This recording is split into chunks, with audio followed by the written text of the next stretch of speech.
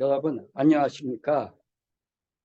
이번 시간에는 두 번째 시간으로 챗GPT에 사용된 생성형 언어 모델, 그리고 인공신경망 훈련 방법에 대해서 설명하겠습니다. 첫 번째 단어가 생성형 언어 모델입니다. 그래서 GPT가 Generative Pre-trained Transformer예요. Generative, 생성형이다 이거예요.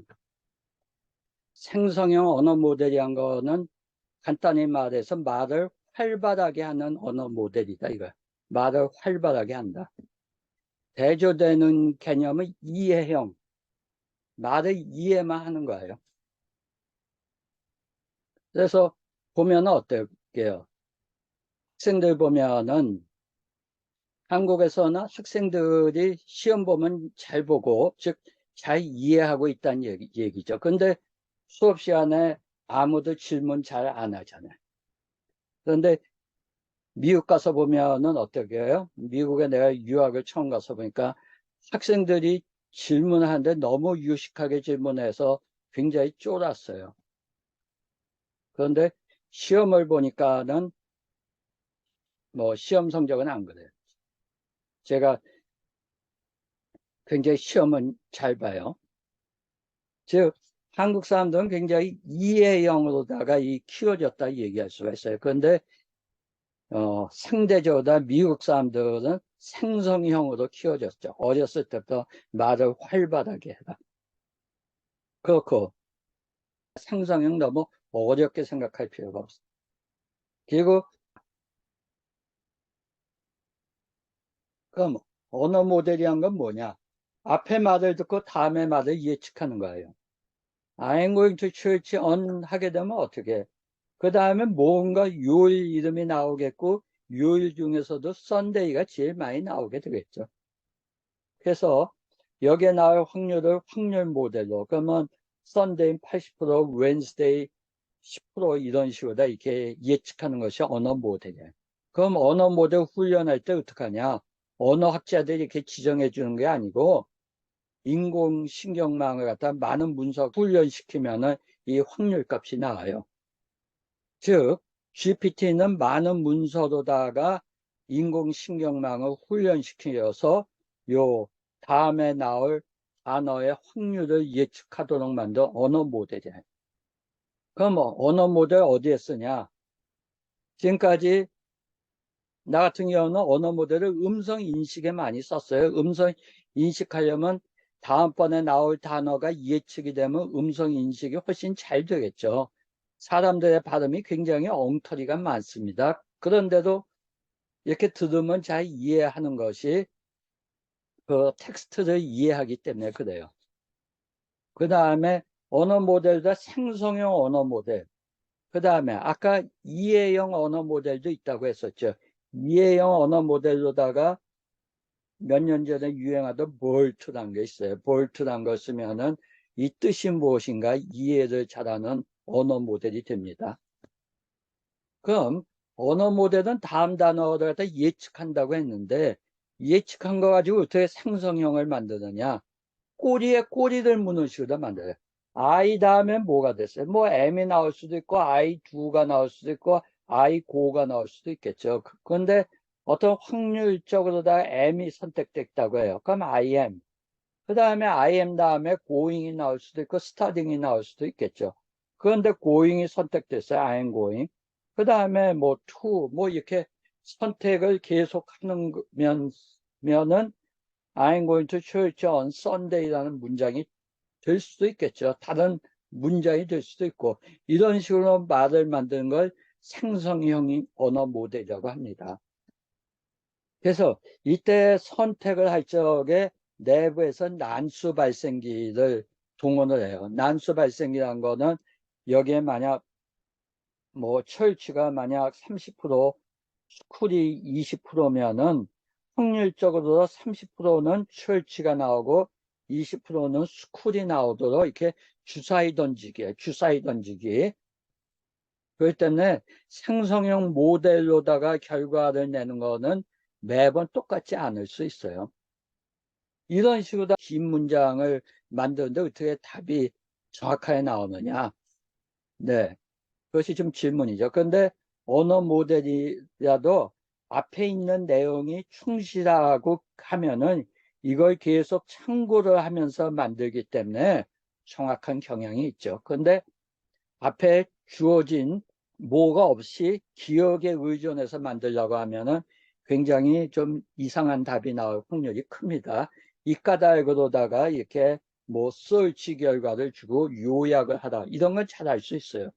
그런데 버락 오바마에 대해서 설명하다 이런 거는 이렇게 설명이 틀릴 수가 있는 것이에요. 하여튼 이렇게 생성형 언어 모델의 장점은 뭐냐?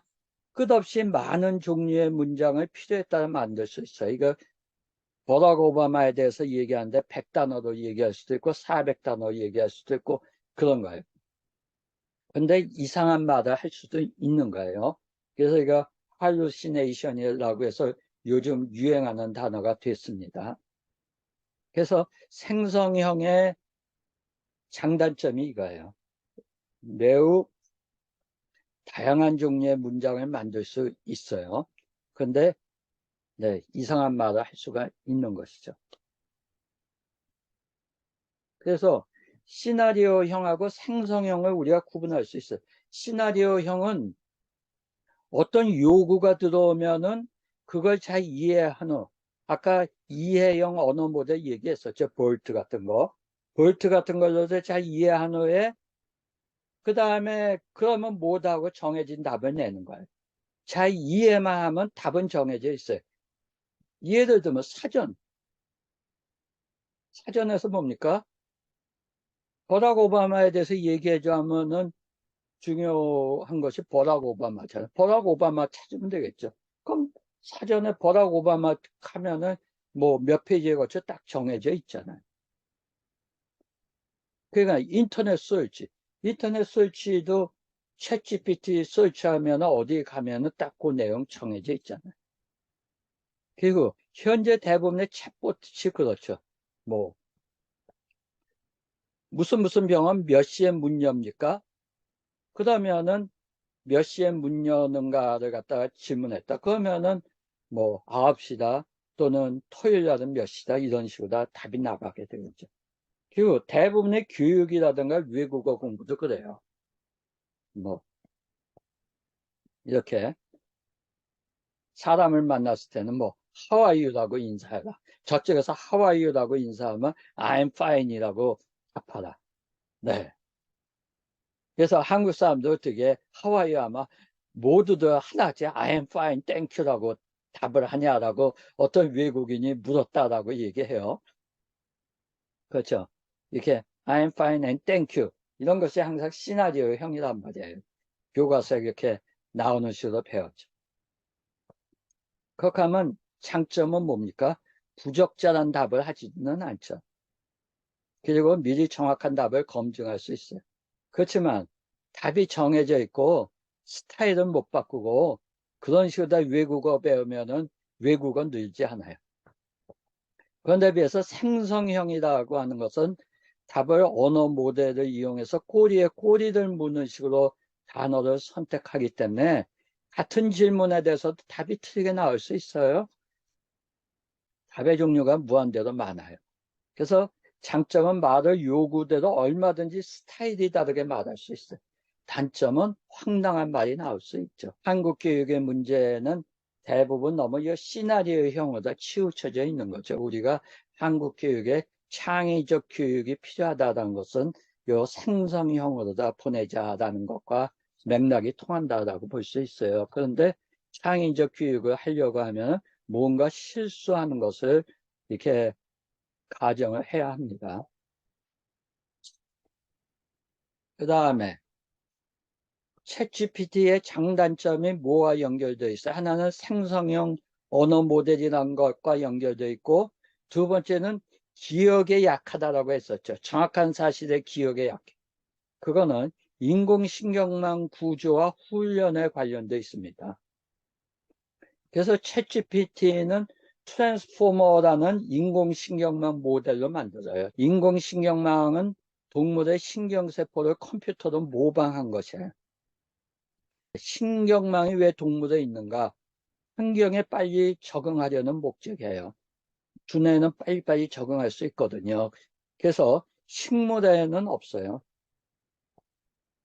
그리고 여기 있는 거는 최근에 네이처 논문에 실린 과일 초파리의 뇌신경세포에 연결해. 여기 있는 요 조그마한 요 봉같이 생긴 것이 신경세포예요.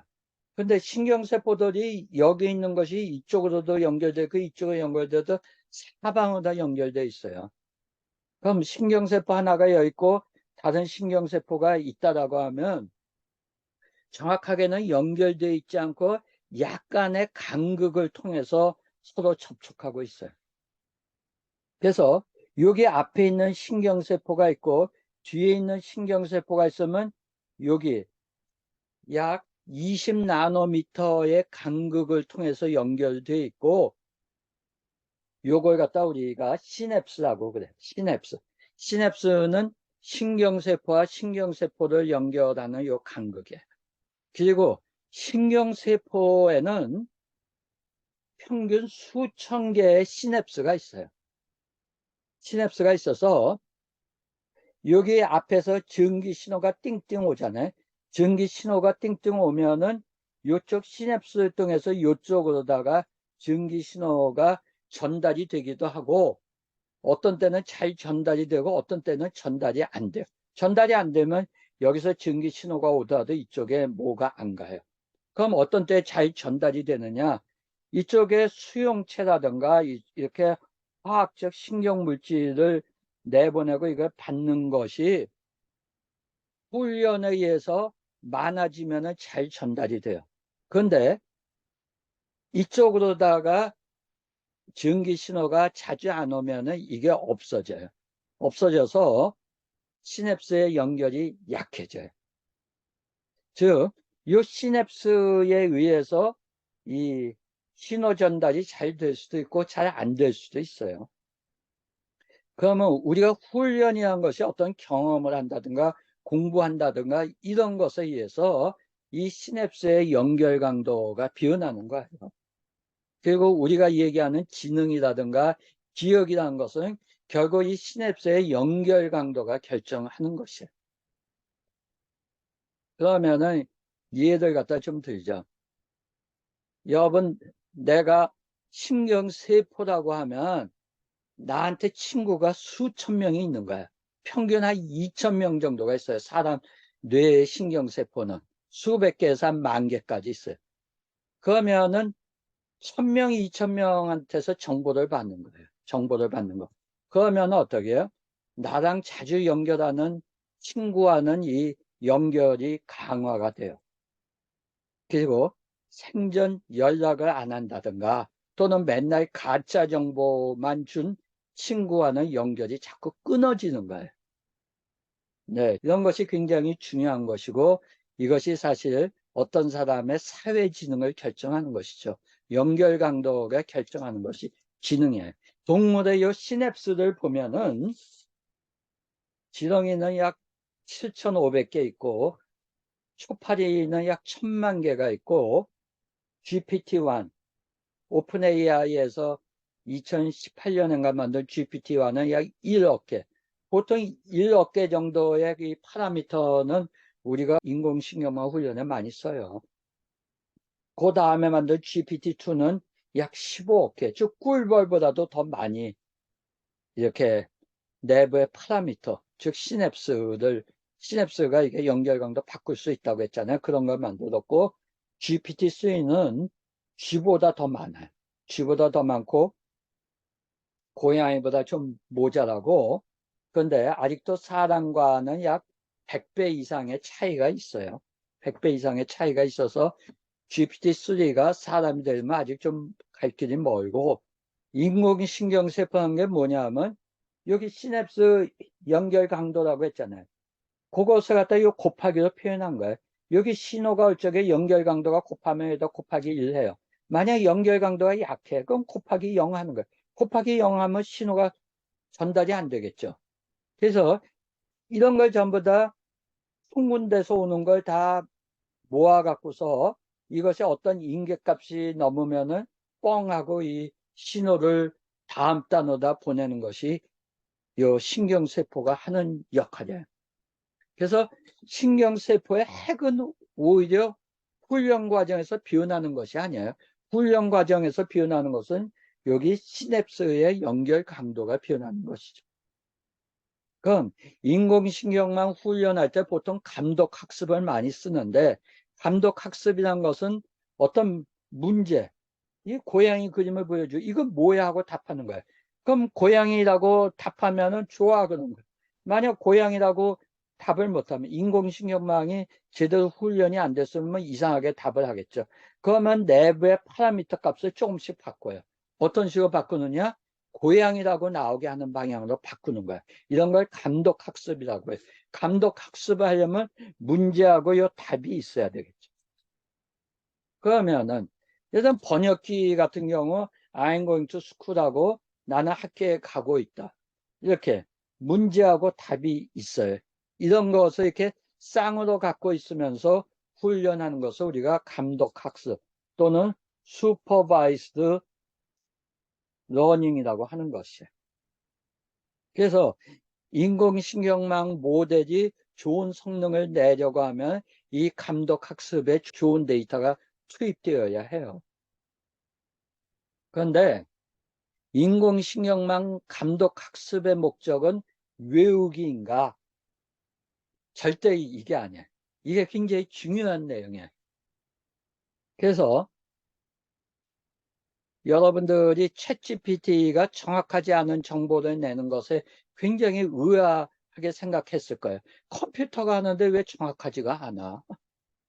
그런데 지금까지의 컴퓨터는 주로 어떤 정보를 저장하는 용이었었죠. 저장.